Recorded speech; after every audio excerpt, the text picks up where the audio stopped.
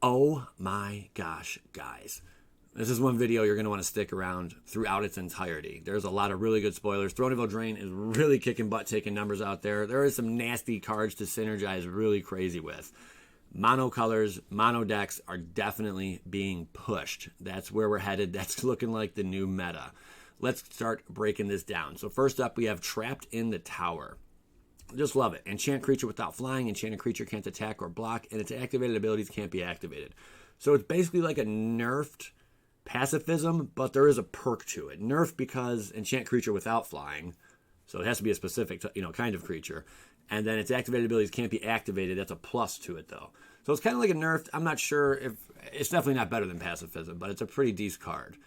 Probably going to see play. I don't know. That does shut down some stuff, though. But if anything, it'd be like a sideboard card, but I highly doubt it's going to see too much competitive play.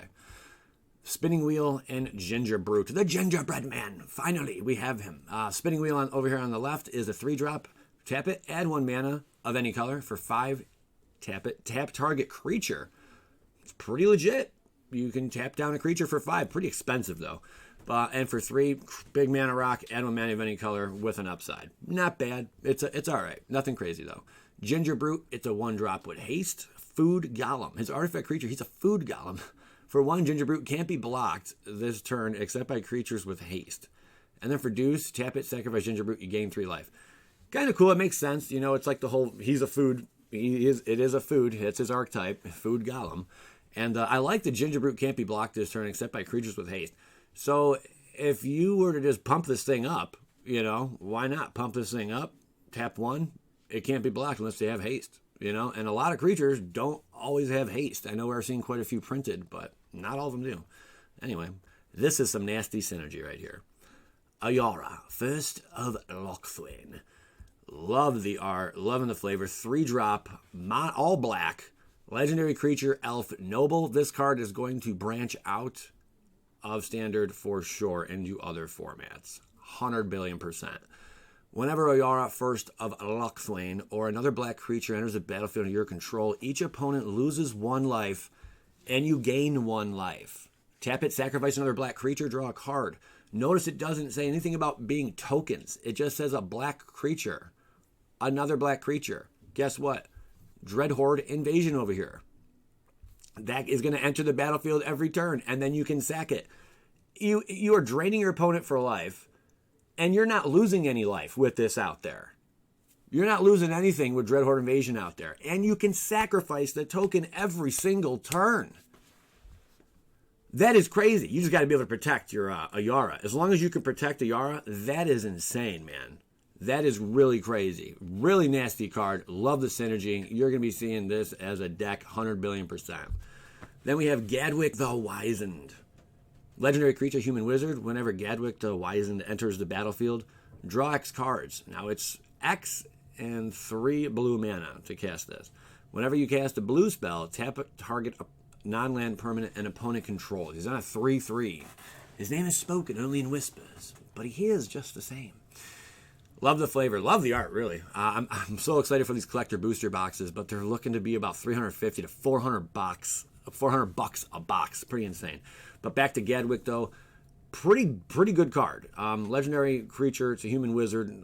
Wizards are already a thing. Humans are a thing. So those are 2 good types to go with this. And when it enters the battlefield, draw X cards. So you're just going to refill your hand when you cast this card. And whenever you cast a blue spell, you're tapping down a permanent your opponent controls. I like that. It's got some plus side to it. The only downside, it's on a 3 toughness body, but still, it's a pretty good card. Then we have Curious Pair, 2-drop creature, human peasant. Treats to share for 1 is a sorcery adventure. Create a food token. There you go. And then it's 1/3. It's just a human peasant creature 1/3. I would say limited play. I mean, I don't see how much this is going to do. If it was a 1-drop for that, then yeah. But being a 2-drop, I just don't see it doing much. Inquisitive Puppet is a 1-drop artifact creature construct. Whenever Inquisitive Puppet enters the battlefield, scry 1. Exile Inquisitive Puppet. Create a 1/1 white human creature token. 0/2. Is it just me? Or I mean, I really, really like this art. I know I've been saying that a lot lately, but this art really stands out to me. I don't know what it is. It reminds me of this one cartoon. Can't think of the name of it. I swear, I wish I had more information for it. But it looks like the art from this one cartoon. Really cool. Moving along here. We have Valentin Gesfolen. That's not the name of the card. Someone wants to break that down for me. I'd appreciate it. Again, the art is nasty. These fairies are looking really good. X and 2 blue. Sorcery. Return target creature with converted mana cost X to its owner's hand. Create a 1/1 blue fairy creature token with flying. Great card. You're going to see 4 ofs 100 billion% in fairy builds. That's just how it's going to go. Then we have Harmonious Archon. This card, this bad boy right here, is some spicy meatballs. Harmonious Archon is a 6-drop creature Archon. It's a 4/5 flyer. Non-Archon creatures have base power and toughness 3/3. So this thing remains a 4/5. But anything else, not just your opponents, not just your creatures, but everything other than non-Archon, everyone's creatures now become 3/3. Non-Archon creatures have base power and toughness 3/3. When Harmonious Archon enters the battlefield, create 2 1/1 white human creature tokens. Now those 1/1 white creature tokens become 3/3 creature tokens. You see what's going on here? You know what? Some nasty cards that would go well with this? Tristani Discordant. When you have this, it's going to dodge that sweeper that puts -3/-3 on all your creatures of the chosen type. It'll dodge that. Other creatures you control get +1/+1, and it's creating 2 1/1 white soldier creature tokens with the lifelink. They're going to be 4/4s. That is pretty sweet, man. So everything just gets pumped up. You have 4/4 tokens now. Also, Ethereal Absolution, which makes this card even more nasty. Creatures you control get the +1/+1. Creatures your opponents control get the -1/-1. Very powerful card. It's bulk. It's like 25 cents.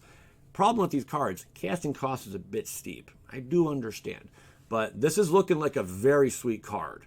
I'm not sure how... It's a mythic. It's a 6-drop. 6 is kind of steep. You got to survive in white long enough to be able to do this. And then there's protection spells as well. You're really going to dominate if you have Ethereal Absolution out and Harmonious Archon in a token board, in a token spread. And don't forget, there's Afterlife as well. Those Afterlife tokens can be pretty bonkers as well in this kind of mix. It's a fun deck to look forward to. I'm definitely going to be building around it. Opt and Righteousness are both back. Opt, we all know, scry 1. You get to draw a card, pretty decent. Not decent. It's he's playing Modern. It's a good card. Opt is great. Righteousness is a 1-drop instant. Target blocking creature gets +7/+7 until end of turn. Not much more to say about that. That's great. A little combat trick on there. The Royal Saiyans. I already said. I just want to show you guys the art on this, though. It's the new one for the Collector Edition. You can find these cracking open Collector Edition boxes. This just looks like an expensive card. These are already going for $21, $22. This version here, you're probably looking at about $75. Just throwing a guess out there. It's +1, draw a card, then discard a card. That's great. The other +1, I love. The target creature gets +2/+0, gains first strike, and trample until end of turn, and then the -8, you draw 4 cards. Really, it's about the drawing cards there, not so much the dealing the damage, but really cool card. 7 Dwarves. They are here. They have finally arrived, and this is really interesting. It's a 2-drop creature dwarf. 7 Dwarves gets +1/+1 for each other creature. Name 7 Dwarves you control. A deck can have up to 7 cards. Name 7 Dwarves. It's a deuce. Who is going Dwarf Tribal? Can we get some Dwarf Tribal up in here? This is looking like a lot of fun, man. Pumped to use it. I am pumped to use it. I think they did great with that, and the artwork's amazing too. Scorching Dragonfire. This set probably has the best flavor and art I've seen in Magic in a very long time. Argue me that. Scorching Dragonfire. This card's going to see play. It's one of those more powerful 2-drop mono red spells, or just red spell. Scorching Dragonfire deals 3 damage to target creature or planeswalker. If that creature or planeswalker would die this turn, exile instead. Kind of like a Lava Coil. Same price. It has the exile thing, but you're not dealing 4 damage, you're dealing 3. The upside is it can target a planeswalker also. Pretty important stuff there. I like it. Then we have Beloved Princess and True Love's Kiss.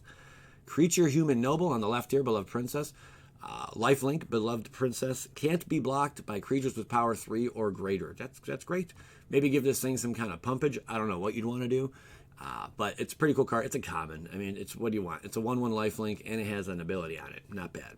True Love's Kiss is a 4-drop. Exile target artifact or enchantment. Draw a card, at best a sideboard thing. Maybe even at that. I'm loving the flavor on this one. Be careful, dear. Some people deserve their curses. Oh my god, I love that right there. But definitely this is going to be seeing more play in Limited than anything else.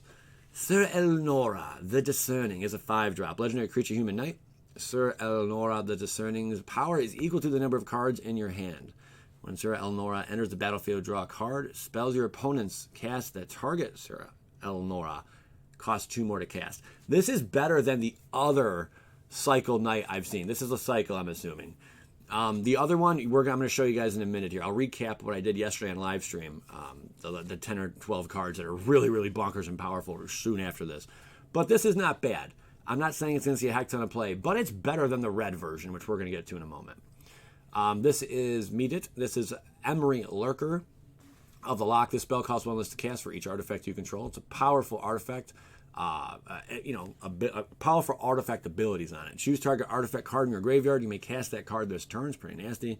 And it also dumps 4 cards into the graveyard. Great Merfolk Wizard. I do enjoy it. I'll go through these a little quicker because for those of you who were in the live stream last night. Wildborn Preserver is a 2-drop. It's going to basically be replacing Merfolk Trickster in your flash builds. If you're running Simic, for sure. Flash and Reach. Whenever another non-human creature enters the battlefield under your control, you may pay X. When you do, put X +1/+1 counters on Wildborn Preserver. I do not remember seeing something like that in a while. And that's powerful. I mean, it's got the flash. So you do it right at your opponent's end step or whatnot, or their second main phase. And then just drop the sucker out there. Then cast your other card. Put a bunch of +1/+1 counters on this thing. Pretty bonkers, the next turn. Pretty bonkers what this thing can do. I like it. Feasting Troll King. Again, we're seeing a lot of large, 4 of 1 color, 3 of 1 color to cast spells. We're going back to mono times or 2 color decks at best. 3 color decks are probably a thing of the past in this new standard. I highly doubt we're going to see many top 8 3-color decks. Maybe 1. That's probably about it. I'm just throwing it out there. Feasting Troll King, 6-drop, 4 green mana. Devotion's coming back. We're probably going to see Devotion enter within the next couple sets here. Troll Noble, Vigilance and Trample to 7/6. When Feasting Troll King enters the battlefield, if you cast it from your hand, create 3 food tokens. These food tokens, we're going to see how strong they are. If they are very strong, this is going to be great in that mono green build. Sacrifice 3 food tokens, return Feasting Troll King from your graveyard to the battlefield. Activate its ability only during your turn. It's pretty legit. Then we have Skullknocker Ogre, which I knocked a lot last night. And then we have Sir Sarah the Bold. It's a 5-drop. This card, I don't think it's that great. Whenever Sir Sarah the Bold or an instant or sorcery spell you control deals damage to a player, exile the top card of your library. You may play that card this turn. Yeah, it's a knight. It's only a 3/3. If it was a 3/4, maybe. Tap it. Sir Sarah deals 1 damage to any target. I just don't think it's doing enough, and it's 5 to cast. I just don't see it doing much. Had it had 4 toughness, maybe. I would rather run a Chandra or something over this creature. I'm just throwing it out there. Skullknocker Ogre, 4-drop. Whenever Skullknocker Ogre deals damage to an opponent, that player discards a card at random. Very interesting. If the player does, they draw a card. 4/3. So you're kind of putting your opponent in a spot to take damage, because maybe they want to get rid of that card and draw a card, so they're going to take the damage. Kind of interesting little trickery there. I'm not sure how much play it's going to see, but pretty interesting nonetheless. Then we have Eat It. It's not called Eat It, guys. It's called something else, but pretty sweet. It has the hybrid casting cost and Dimir. Powerful card. Going to see at least 3/4 ofs, I'm sure. Target opponent reveals their hand. You choose a non-land card in that player's hand and or graveyard and exile it. You may cast that card for as long as it remains exiled, and you may spend mana as though or mana of any color to cast that spell. Dimir just got what they wanted. Congrats, all you Dimir players with control issues. You finally got it. All right, it's a great card. This kind of stuff already exists basically in Standard. Now you're just getting more of it. Amazing. Olcame Ranger, 4-drop hybrid colors. Elf Knight, create 2 1/1 white human creature tokens. That's legit. And then it's creature side. Tap it. Creatures you control get +1/+1 until end of turn to deuce. Not bad. Good card. We'll see a little bit of play. Shambling Suit and Roving Keep. I'll cover the Roving Keep over here. Defender, it's a 7-drop. Not sure how much play this is going to see. 7, the Rover Keep gets +2/+0 and gains trample until end of turn. So it'll be a 7/7 with trample. It can attack this turn as though it didn't have Defender, 5/7. Definitely in limited, maybe. I mean, I don't know. We got to see more of this. But with artifact decks being as powerful as I'm thinking they're going to be, this might be some top-end weird thing you want to throw in it, you know, especially if you have a lot of mana that you're able to access. We're going to be able to untap a lot of artifacts, guys, with Manifold Key and whatnot, and that's going to produce a lot of mana. And stuff like this is not going to be that crazy to cast, you know. Plus, you have Ugin that reduces the cost. Now it's 6, you know. Or I'm sorry, now it's 5. I mean, this kind of stuff is pretty bonkers, man. We'll see how it goes. Claim the Firstborn, 2 very powerful uncommons that are going to see play 100%. Gain control of target creature with converted mana cost 3 or less at one of turn. Untap that creature, gains haste on a turn. Very, very strong. You're basically just ganking one of your opponent's creatures early on. It's only a 1-drop to do this, and just smacking them in the face with it, you know. Hypnotic Sprite, 2-drop. Great card for blue. Counter target spell with converted mana cost 3 or less. It's instant adventure. And then you have on the other side the Flying Fairy for deuce. Very powerful card. It's going to see 4 ofs in decks, in your blue decks. They're running fairies. Kenrith the Returned King. This card's already going for 40 to 50 bucks. This is your buy box promo. Very, very powerful card. Commander lovers are going to love it. Brawl players who are not playing on Arena would like this card as well. For 1 red mana, all creatures gain trample and haste until end of turn. Nasty. For deuce, put a +1/+1 counter on target creature. What? For 3, target player gains 5 life. For 4, target player draws a card. For 5, put target creature card from a graveyard on the battlefield under owner's control. Talk about a support card in Commander. Talk about a very powerful card that we might see some play in Standard. Competitively, I mean, this thing can do it all. It's a bag of tricks. Maybe we're going to see 5-color. We could see some 5-color decks. I'm thinking only 1 or 2 are really going to be out there that are going to be competitive. And this would probably be in the mix of those decks in Standard. Very cool card. Worthy Knight is a 2-drop creature human knight. Whenever you cast a night spell, create a 1/1 white human creature token. Deuce, deuce. Loving this card. I love the flavor. Love the artwork on this one. You're basically seeing that human, or you're seeing the knight being cast and coming out of its own, and then boom, out I pop a 1/1 white human creature token. Hello, I'm here to stay. This card's going to see some play. 4 ofs in decks for sure. Then we have over here Clack Bridge Troll. It's a 5-drop. Trample haste. Goat lives matter. And Wizards understands this. That's why they put goat tokens on this card.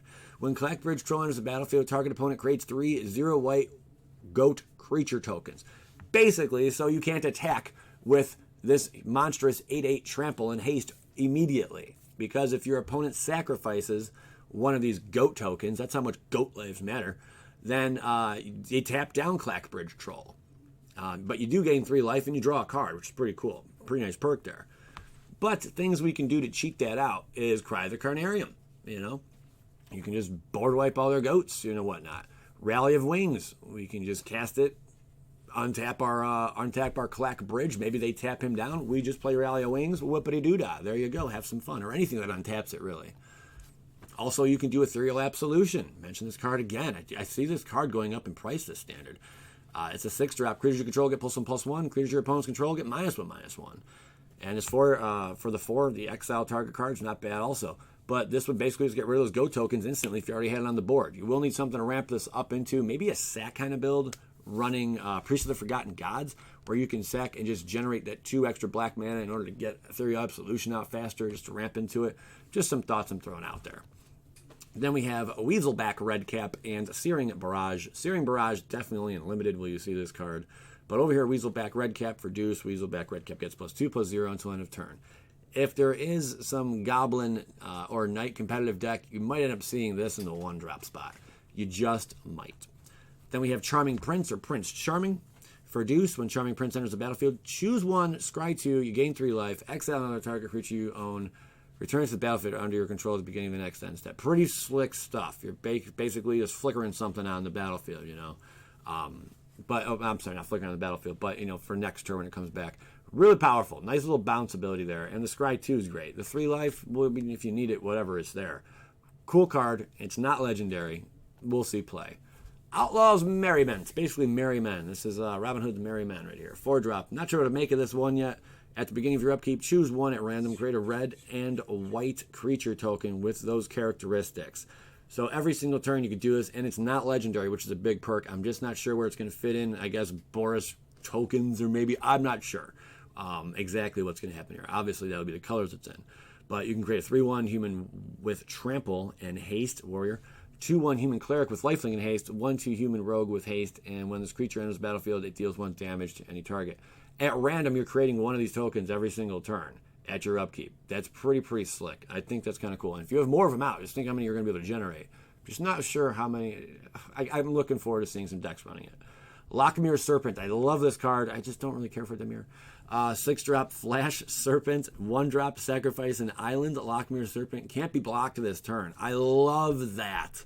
It's got Flash. So you just sit there waiting for your opponent to make their move. You flash this thing in at their second main or end step, whatever. And then you it comes out. Boom. 7/7. You can sack an island. We'll see. Or you use it to block something. And then you use it next turn to make it unblockable by sacking an island and just closing out the game. Top end finisher for Demir, 100%. Nice little perk, sacrifice a swamp, you gain 1 life and draw a card. And then for Deuce, exile 5 target cards from an opponent's graveyard, return Lockmere Serpent from your graveyard to your hand. Activate this ability only anytime you cast a sorcery, 7/7. This thing's hard to go away, just throwing it out there. Last but not least is Robber of the Rich, 2-drop. This is your Robin Hood. That's right. Everyone's confused about his reach. He's Robin Hood. He's an archer, guys. All right? He has reach. You get it? Why Hydras don't have reach, I'm still mind blown about. But this guy does. We're going to be replacing some cards here. Very impressed with this. Whenever Robber of the Rich attacks, if defending player has more cards in hand than you, exile the top card of their library during any turn you attack with a rogue. There's about 5 or 6 really powerful rogues right now currently in standard. Powerful ones, not just rogues in general. There's about 30 of them. During any turn you attack with a rogue, you may cast that card, and you may spend mana as though it were mana of any color to cast that spell. It's a deuce, pretty powerful. It's a mythic. It is a mythic. Why Robin Hood is not legendary is beyond me, but he's a mythic. He's basically going to be replacing like a Viashino Pyromancer who's rotating out here. But this is great card, great flavor. Absolutely love it. Hats off. It's going to be awesome. It's probably already a $10, $15 card. Very strong.